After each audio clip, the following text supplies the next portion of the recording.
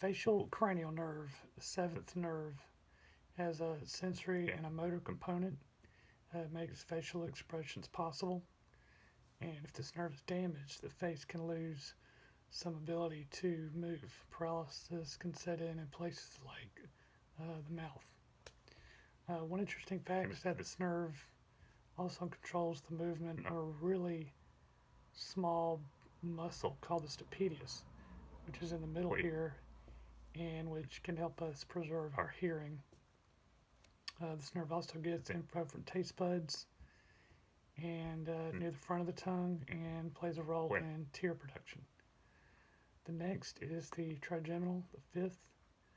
This is another nerve that has motor and sensory abilities and it has great significance because it makes it possible for us to chew our food. And it's the nerve that's uh, in charge of facial sensation. It allows us to feel pain, touch, and temperature. Next is the vestibulocochlear nerve, the eighth. This is our sensory nerve for hearing. The vestibular part of this nerve is responsible for our taste, our sense of balance and equilibrium. It allows us to engage in everyday activities like standing and walking. And it also allows us to hear. It does this by receiving sensory input from thousands of little hair cells in the inner ear called stereocilia. And by the way, they don't regrow back if they're damaged.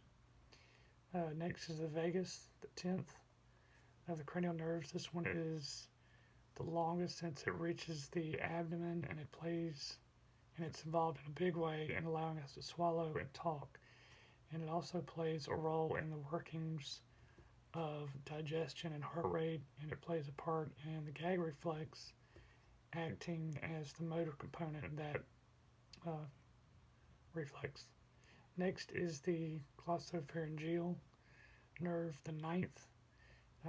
Like the facial nerve, it allows us to experience taste, but it does so for the back of the tongue. And it also helps us speak and swallow our food. And it's also involved in the gag reflex. And that senses the need to gag. That's the role it plays in that. Next is the accessory nerve, the 11th. This nerve functions chiefly as a motor nerve to the neck, and it makes it possible for us to move the trapezius and our sternocleidomastoid muscles, two muscles that have major significance for our daily lives. The trapezius helps to stabilize the scapula and helps us to do shoulder shrugs and move our head back. And the sternocleidomastoid helps us turn our head left and right.